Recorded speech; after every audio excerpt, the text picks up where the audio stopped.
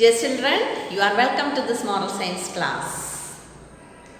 In previous class, we learned chapter 2, avoid wastage. Okay, today we are going to discuss the activities of chapter 2. All of you take your moral science textbook. Take page number 10. Activities.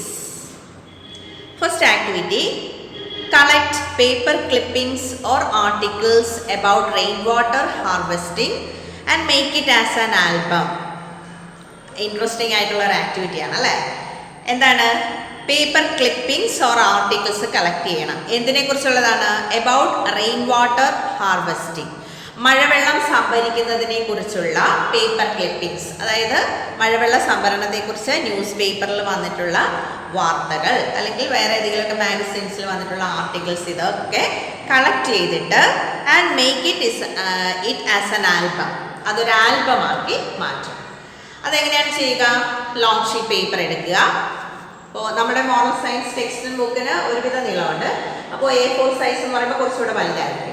ആ paper എടുത്ത് ഇതാ ഇങ്ങനെ വെച്ചിട്ട് നിങ്ങൾ collect ചെയ്ത news paper clippings ഉണ്ടല്ലോ, അതായത് news പേപ്പറിൽ റെയിൻ വാട്ടർ ഹാർവെസ്റ്റിങ്ങിനെ കുറിച്ച് വന്ന വാർത്തകളൊക്കെ കട്ട് ചെയ്തെടുക്കുക കേട്ടോ.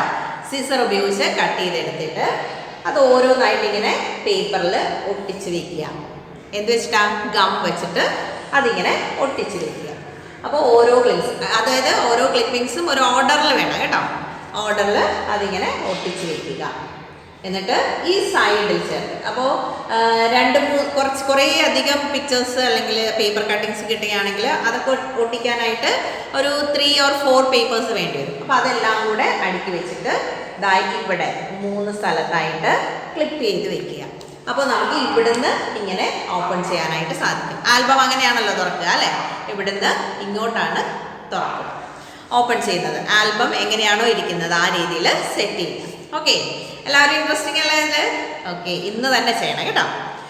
Second activity, discuss with your friends and come out with 4 ways to stop wastage of food in your community. വീട്ടിലല്ല, നിങ്ങളുടെ കമ്മ്യൂണിറ്റിയിൽ ഫുഡ് വേസ്റ്റേജ് ഇഷ്ടംപോലെ നടക്കുന്നുണ്ട്. എവിടെയൊക്കെയാണ്? മാരേജ് ഫങ്ഷൻ, പിന്നെ ഫസ്റ്റ് ഹോളി കമ്മ്യൂണിയൻ, അങ്ങനെ ചെറിയ ഏത് ഫങ്ഷൻ ആണെങ്കിലും ഒരുപാട് ഫുഡ് വേസ്റ്റ് ചെയ്യുന്നുണ്ട്. അപ്പോൾ നിങ്ങൾ ഫ്രണ്ട്സുമായിട്ടൊന്ന് ഡിസ്കസ് ചെയ്യുക. എന്നിട്ട് അത് സ്റ്റോപ്പ് ചെയ്യാനായിട്ട് ഒരു 4 ways കണ്ടുപിടിക്കുക. 4 വഴികൾ, ഫുഡ് വേസ്റ്റ് ചെയ്യാതെ ഇരിക്കാനായിട്ടുള്ള 4 വഴികൾ നിങ്ങൾ കണ്ടുപിടിക്കുക. അപ്പോൾ നിങ്ങളുടെ ഫ്രണ്ട്സുമായിട്ട് ഡിസ്കസ് ചെയ്യണം കേട്ടോ. അതായത് ഇപ്പോൾ ഒരു മാരേജ് ഫംഗ്ഷനാണ്, നിങ്ങൾ കൂടെ പങ്കെടുക്കുന്ന ഒരു മാരേജ് ഫംഗ്ഷനാണ്. അപ്പോൾ അവിടെ ഇഷ്ടം പോലെ ഫുഡ് വേസ്റ്റ് വരുന്നു. കാരണം നമ്മൾ പ്രതീക്ഷിക്കുന്ന അത്രയും ആളുകൾ ചിലപ്പോൾ വരില്ല. പിന്നെ ചില വീട്ടുകാരുണ്ട് വരുന്നവർക്ക് ഫുഡ് തികയാതെ വരുമെന്ന് മേടിച്ചിട്ട് അവർ ഒരുപാട് ഉണ്ടാക്കി. അപ്പോൾ അങ്ങനെ ഒരുപാട് ഫുഡ് മിച്ചം വരാറുണ്ട്, ബാലൻസ് വരും. അപ്പോൾ ഇത് കൊണ്ടുപോയി വേസ്റ്റ് ബിന്നിൽ തട്ടിക്കളയാതെ അതെന്ത് ചെയ്യണം? അടുത്തുള്ള ഓർഫനേജിലോ ഓൾഡ് ഏജ് ഹോമിലോ ഒക്കെ കൊടുക്കാം. പിന്നെ നമ്മുടെ വീടിൻ്റെ പരിസരത്ത് താമസിക്കുന്ന ദാരിദ്ര്യമുള്ള ഒരു നേരം ഭക്ഷണം കഴിക്കാനില്ലാത്ത ആളുകൾ ഒരുപാട് പേര് കാണും. അപ്പോൾ അവരെയൊക്കെ കൊടുത്ത് സഹായിക്കാമല്ലോ. അപ്പം നിങ്ങൾ ഫ്രണ്ട്സുമായിട്ട് ഡിസ്കസ് ചെയ്തിട്ട് 4 വഴികൾ കണ്ടെത്തണം കേട്ടോ. എന്നിട്ട് അതൊരു പേപ്പറിൽ എഴുതുക. എന്ത് വേണം? Heading 4 ways to stop wastage of food എന്ന് ഹെഡിങ് കൊടുക്കുക. എന്താണ് ഹെഡിങ്? 4, അതായത് number 4 ways to stop wastage of food എന്ന് ഹെഡിങ് കൊടുത്തിട്ട് 1, 2, 3, 4 എന്നിട്ടിട്ട് ഈ 4 വഴികൾ എഴുതിക്കുക. Okay, third activity, as a student you will be consuming reels and reels of paper. അല്ലെ, ഒരു സ്റ്റുഡൻ്റ് എന്ന നിലയിൽ നിങ്ങൾ ഒരുപാട് പേപ്പർ പീസുകൾ ഉപയോഗിക്കുന്നുണ്ട്, പേപ്പർ കഷ്ണങ്ങൾ ഒരുപാട് ഉപയോഗിക്കുന്നുണ്ട്. Knowing many trees must be cut to make your paper. നിങ്ങൾക്കറിയാം, നിങ്ങളുടെ ഈ ഓരോ കഷ്ണം പേപ്പറും നിർമ്മിക്കാനായിട്ട് ഒരുപാട് മരങ്ങളെ വെട്ടി എടുത്തിട്ടാണ് ഈ വുഡ് പൾപ്പ് ഉണ്ടാക്കി പേപ്പറായിട്ട് വരുന്നത്. അപ്പോൾ ഒന്ന് നിങ്ങൾക്കറിയാം, knowing many trees must be cut to make your paper. Think of ideas by which the consumption of paper at your end is reduced substantially. അതായത് നമ്മുടെ ആ ഉപയോഗം, അതായത് തൊട്ടതിനും പിടിച്ചതിനൊക്കെ ഇങ്ങനെ പേപ്പർ കീറിയെടുത്ത് ഉപയോഗിക്കാതെ ആവശ്യത്തിന് മാത്രം ഉപയോഗിക്കാനായിട്ട് പരിശ്രമിക്കുക കേട്ടോ. Fourth activity, maintain a log of the time that you spend from walking to going to bed. Once again, maintain a log of the time that you spend from waking to going to bed. നിങ്ങൾ രാവിലെ എഴുന്നേക്കുന്ന ആ സമയം മുതൽ നിങ്ങൾ ഉറങ്ങാൻ പോകുന്നത് വരെയുള്ള ഒരു ടൈം ലോഗ് തയ്യാറാക്കുക. എന്തൊക്കെയാണ് നിങ്ങൾ ചെയ്യുന്നത്? Identify time wasting activities by this process. അപ്പോൾ അതിനകത്ത് നിന്ന് നിങ്ങൾ എന്തൊക്കെയാണ് ആ രാവിലെ എഴുന്നേൽക്കുന്നത് മുതൽ കിടക്കുന്നത് വരെ നിങ്ങൾ ചെയ്യുന്നത് എന്താണെന്ന് ടൈം വെച്ചിട്ട് അത് എഴുതി വെക്കണം. എന്നിട്ട് അതിൽ നിന്ന് നിങ്ങൾ ഫൈൻഡ് ഔട്ട് ചെയ്യണം എന്താണ് നിങ്ങൾ എത്ര സമയമാണ് വേസ്റ്റ് ചെയ്യുന്നത്. ടൈം വേസ്റ്റേജ് കണ്ടുപിടിക്കണം. Create an action plan to replace these time wasters by time enhancers. അപ്പം നിങ്ങൾ വെറുതെ കളയുന്ന ആ ടൈം ഓഫ് പീരീഡ് ഉണ്ടല്ലോ, അത് കണ്ടുപിടിച്ചിട്ട് അവിടെ എന്തൊക്കെ നിങ്ങൾക്ക് യൂസ്ഫുൾ ആയിട്ട് ചെയ്യാം എന്നുള്ളത് കണ്ടുപിടിക്കുക. അപ്പോൾ ആ ലോഗ് ഓഫ് ടൈം ഉണ്ടല്ലോ, അതിൻ്റെ ആ ചാർട്ടിൻ്റെ താഴെയായിട്ട് നിങ്ങൾ വേസ്റ്റ് ചെയ്യുന്ന ആ ടൈം, ഇത്ര മണി മുതൽ എത്ര മണി വരെയാണ് നിങ്ങൾ ടൈം വേസ്റ്റ് ചെയ്യുന്നത്, ആ സമയം നിങ്ങൾക്ക് എന്ത് ചെയ്യാൻ സാധിക്കുമെന്ന് അവിടെ എഴുതി വയ്ക്കണം. അപ്പോൾ ഞാൻ കഴിഞ്ഞ ക്ലാസ് പറഞ്ഞ പോലെ ചിലപ്പോൾ നിങ്ങൾ വെറുതെ ഫോൺ എടുത്ത് വെച്ച് കളിച്ചുകൊണ്ടിരിക്കുകയായിരിക്കാം, അല്ലെങ്കിൽ നിങ്ങൾ TV ഓൺ ചെയ്ത് വെച്ചിട്ട് പ്രത്യേകിച്ച് ഒന്നും കാണാനില്ലാതെ ഡ്രീം ചെയ്ത് കിടക്കുകയായിരിക്കാം. അപ്പോൾ അങ്ങനെ ഒരുപാട് ടൈം നമ്മൾ വേസ്റ്റ് ചെയ്യുന്നുണ്ട്. അത് കണ്ടുപിടിച്ചിട്ട് അതൊക്കെ യൂസ്ഫുൾ ആക്കി മാറ്റുക. And the last activity, read at least 1 book on time management. കേട്ടോ, ഒരു ബുക്കെങ്കിലും ടൈം മാനേജ്മെൻറ്റിനെ കുറിച്ചുള്ള ഒരു ബുക്കെങ്കിലും നിങ്ങൾ വായിച്ചിരിക്കണം. അത് കമ്പൽസറിയാണ് കേട്ടോ. നമുക്ക് ആർക്കും അറിയത്തില്ല നമ്മളുടെ ടൈം എങ്ങനെയാണ് നമ്മൾ സ്പെൻഡ് ചെയ്യുക എന്നുള്ളത്. നമ്മുടെ ലൈഫിൻ്റെ പകുതിയിലധിക സമയം നമ്മൾ വേസ്റ്റ് ചെയ്യുകയാണ്, ഒന്നും ചെയ്യാതെ നമ്മൾ വേസ്റ്റ് ചെയ്യുകയാണ്. അത് ഭയങ്കര വലിയൊരു നഷ്ടമാണ് നമുക്ക്. അതുകൊണ്ട് നിങ്ങൾ ഒരു ബുക്ക് എന്തിനെക്കുറിച്ചുള്ളതാണ്? Time management. ടൈം മാനേജ്മെൻറ്റിനെ കുറിച്ചുള്ള ഒരു ബുക്കെങ്കിലും വായിക്കണം കേട്ടോ. അപ്പോൾ നിങ്ങൾക്ക് നെറ്റിൽ സെർച്ച് ചെയ്താൽ കിട്ടും. And apply in your life and 2 of the suggestions found therein. Okay, എന്നിട്ട് ആ ബുക്ക് വായിച്ചിട്ട് നിങ്ങൾക്ക് നിങ്ങളുടെ ലൈഫിൽ അതിനുള്ള മാറ്റങ്ങൾ വരുത്തുക. അപ്പം നിങ്ങൾക്ക് വേണ്ടിയിട്ട് ഞാൻ സെർച്ച് ചെയ്തിട്ട് ഒരു ബുക്കിൻ്റെ പേര് കണ്ടുപിടിച്ച് കൊണ്ടുവന്നിട്ടുണ്ട്. അത് മിസ് എഴുതാം. അപ്പം നിങ്ങൾക്ക് ഓൺലൈൻ വരുത്താം, അതല്ലെങ്കിൽ നിങ്ങളുടെ ലൈബ്രറി അടുത്തുള്ള ലൈബ്രറിയിൽ പോയി എടുക്കാം. കിട്ടിയില്ലെങ്കിൽ ഓൺലൈൻ ആയിരിക്കും ഇപ്പോഴത്തെ നമ്മുടെ ഈ പാൻഡമിക് സിറ്റുവേഷനിൽ ഏറ്റവും ബെസ്റ്റ്. ഓൺലൈൻ വരുത്തുന്നതായിരിക്കും. അപ്പോൾ ആ ബുക്കിൻ്റെ പേര് ടൈം മാനേജ്മെൻറ്റ് ഫോർ സ്റ്റുഡൻസ്. ആ ബുക്ക് റെഫർ ചെയ്യാനുള്ള ബുക്കാണിത് കേട്ടോ. ഇതാണ് time management for students. Time management for students.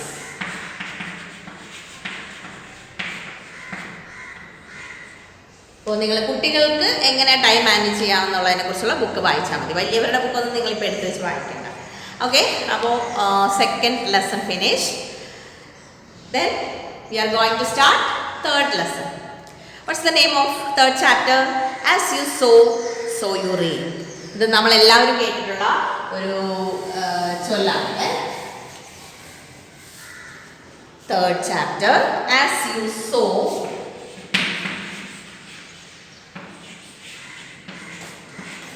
SOW. Sow എന്താണ്? വിതയ്ക്കുക കേട്ടോ. So you reap. So you reap. It's the name of third chapter. As you sow so you reap. മലയാളത്തിൽ പറഞ്ഞാൽ വിതച്ചതേ കൊയ്യൂ. നമ്മൾ എന്താണോ വിതയ്ക്കുന്നത് അതേ കൊയ്യൂ. നല്ല വിത്ത് വിതച്ചാൽ നല്ല വിളവ് ലഭിക്കും. മോശം വിത്താണ് വിതയ്ക്കുന്നതെങ്കിലോ വിളവും മോശമാണ്. അപ്പോൾ നമ്മൾ ഭൂമിയിൽ എന്ത് നന്മ പ്രവൃത്തി ചെയ്യുന്നോ തിരിച്ച് നമുക്ക് നന്മ ലഭിക്കും. നമ്മൾ ദുഷ്ടപ്രവൃത്തികളാണ് ചെയ്യുന്നതെങ്കിലോ നമുക്കും തിരിച്ച് ദുഷ്ടതയെ കിട്ടൂ. ഓക്കെ, നമുക്ക് സ്റ്റാർട്ട് ചെയ്യാം. Friends in the middle of a sea. ഒരു സ്റ്റോറിയാണ് കേട്ടോ. In the middle of a sea there was a dangerous and only slightly visible rock called the Inch Cave. അതായത് ഒരു കടലിൻ്റെ നടുക്കായിട്ട് ഒരു ഡേഞ്ചറസ് ആയിട്ടുള്ള റോക്ക് ഉണ്ടായിരുന്നു. റോക്ക് മീൻസ് പാറ. കടലിൻ്റെ നടുക്ക് ഒരു ഡേഞ്ചറസ് ആയിട്ടുള്ള അപകടകരമായ ഒരു റോക്ക്. വെള്ളത്തിൽ ഒരു റോക്ക് നിന്നാലുള്ള അവസ്ഥ ഒന്ന് ആലോചിച്ച് നോക്കിയേ. അത് എങ്ങനെയുള്ള റോക്കാണ്? സ്ലൈറ്റ്ലി വിസിബിൾ ആണ്. അതായത് ജലത്തിൻ്റെ മുകളിൽ ഒരു അല്പഭാഗം മാത്രമേ കാണാനാവൂ. അതിൻ്റെ താഴേക്ക് വലിയൊരു മല തന്നെയാണ്. അപ്പം ആ മല വെള്ളത്തിനടിയിൽ നിൽക്കുകയാണ്. മുകൾ ഭാഗം ഒരു അല്പമേ കാണാൻ സാധിക്കും. നിങ്ങൾ ടൈറ്റാനിക് എന്ന് പറയുന്ന മൂവി കണ്ടു കാണുമല്ലോ അല്ലേ? ടൈറ്റാനിക്കിൽ ലോകത്തെ ഏറ്റവും വലിയൊരു ആഡംബര കപ്പൽ ഒരു ചെറിയ മഞ്ഞ മലയിൽ ഇടിച്ച് തകർന്നതായിട്ടാണ് ആ കഥ. റിയൽ സ്റ്റോറിയാണ്. കാരണം മനുഷ്യൻ അഹങ്കരിച്ചു പോയി. അത്രയും വലിയൊരു ഷിപ്പ് ഉണ്ടാക്കിയിട്ട് ഈ ഷിപ്പിനെ തകർക്കാൻ ഈ ഭൂമിയിൽ ഒന്നുമില്ല എന്ന് അഹങ്കരിച്ചു മനുഷ്യൻ. അങ്ങനെ അതിൻ്റെ ആദ്യത്തെ യാത്രയിൽ തന്നെ അത് തകർന്നു തരിപ്പണമായി. അതിന് കാരണമായത് എന്തായിരുന്നു? ഒരു മഞ്ഞ് മല കേട്ടോ, അതായത് ഐസിൻ്റെ ഒരു മല.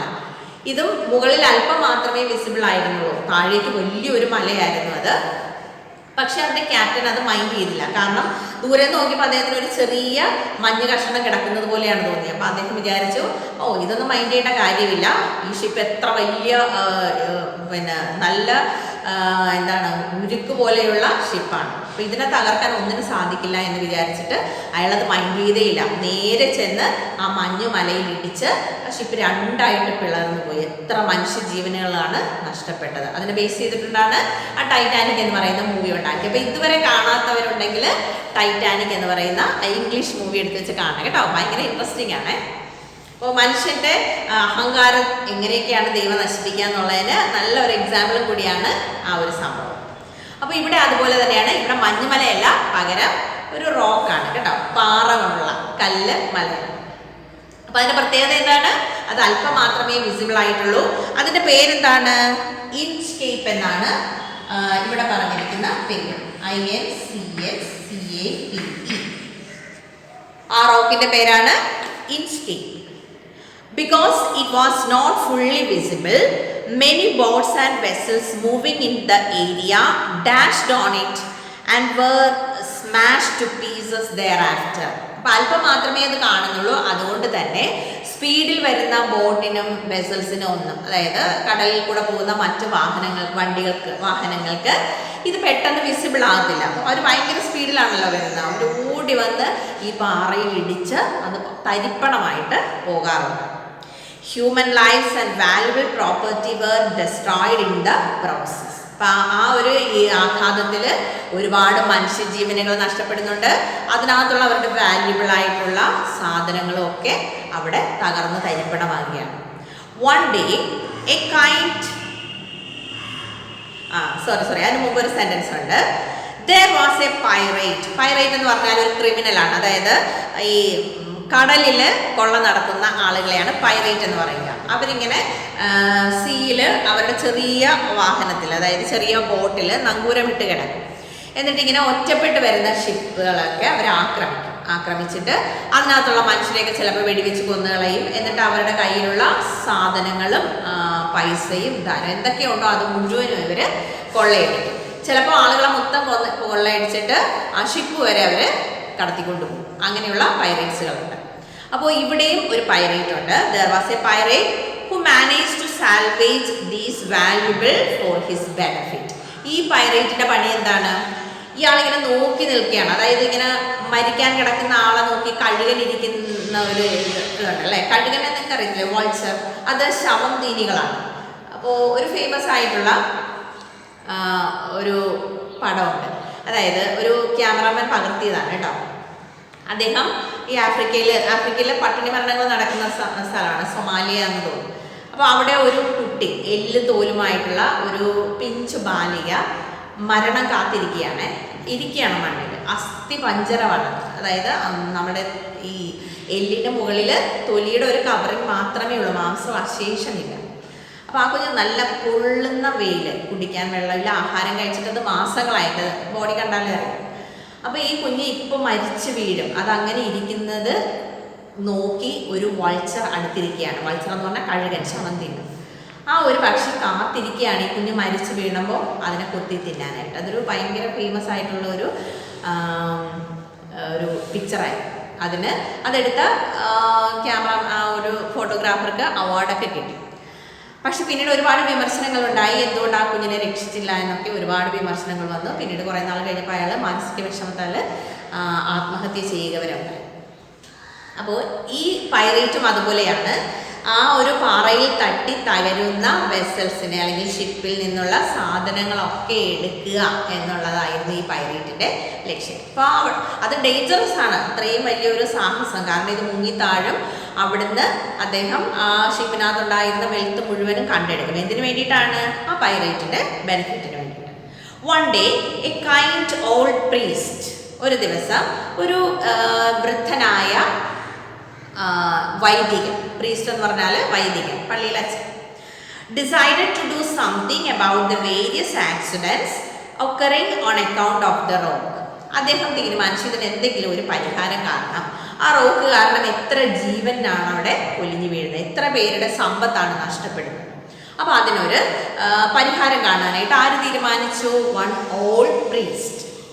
He therefore had a big bell tied around the rock, and since the waves were constantly lashing on the rock, the bell will toll, and those boats and ships who were unable to see the rock will now be warned about it. ആ priest എന്താണ് ചെയ്തത്? ഒരു വലിയ bell കൊണ്ടുവന്നിട്ട് ഈ റോക്കിന് ചുറ്റും കെട്ടിവെച്ചു. And since the waves were constantly lashing on the rock, ഈ തിരമാലകൾ വന്ന് ഈ റോക്കിനെ അടിക്കുമ്പോൾ ബെല്ല് സൗണ്ട് ഉണ്ടാക്കാൻ തുടങ്ങി. The big had a big bell tied around the rock, and since the waves were constantly lashing on the rock, the bell will toll, and those boats and ships who were unable to see the rock will now be warned about it. അപ്പോൾ ഈ മണി ശബ്ദം കേൾക്കുമ്പോൾ ദൂരെ നിന്ന് വരുന്ന ship പോലെയുള്ള മറ്റുള്ള വാഹനങ്ങൾക്ക് അപകടം മനസ്സിലായി. ഒരു ബെല്ല് അവിടെ കിടന്ന് അടിക്കുന്നത് കേൾക്കുമ്പോൾ ആരായാലും ഒന്ന് ശ്രദ്ധിക്കും. അപ്പോൾ അവർക്ക് മനസ്സിലായി അവിടെ എന്തോ അപകടമുണ്ട്. അങ്ങനെ ഈ ഷിപ്പൊക്കെ ആ അപകടത്തിൽ നിന്ന് രക്ഷപ്പെട്ടു. As a result of this effort, many ships and boats sailed safely in that place.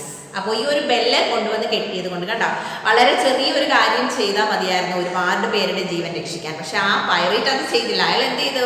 അയാൾ ഒരു കഴുകനെ പോലെ അവിടെ കാത്തിരിക്കുകയാണ് ചെയ്തത്, അല്ലേ? അവിടെ മനുഷ്യജീവൻ നഷ്ടപ്പെടുന്നതൊന്നും അയാൾക്ക് പ്രശ്നമില്ല. ആ വണ്ടിയിലുള്ള സാധനങ്ങൾ മൊത്തം അയാൾക്ക് കൈക്കലാക്കണം, ആ ഒരൊറ്റ ചിന്തയേ ഉണ്ടായിരുന്നു. അപ്പോൾ ആരാണ് രക്ഷിക്കാൻ വന്നത്? An old priest. അദ്ദേഹം വന്നിട്ട് ഒരു ബെല്ല് റോക്കിന് ചുറ്റും കെട്ടിവെച്ചു. അപ്പോൾ ആ റോക്കിൽ തിരമാലകൾ അടിക്കുമ്പോൾ ഈ ബെല്ല് സൗണ്ട് ഉണ്ടാകും. അങ്ങനെ അവിടെ കൂടെ വരുന്ന ഷിപ്സിനൊക്കെ ഈ ബെല്ലിൻ്റെ സൗണ്ട് കേൾക്കുമ്പോൾ മനസ്സിലാകും അവിടെ എന്തോ ഒരു അപകടം ഉണ്ടെന്ന്. അപ്പോൾ അവരുടനെ വഴിമാറി സഞ്ചരിച്ച് അങ്ങനെ ഷിപ്പെല്ലാം രക്ഷപ്പെട്ട് തുടങ്ങി. Obviously, the pirate was not happy because his source of livelihood was now destroyed.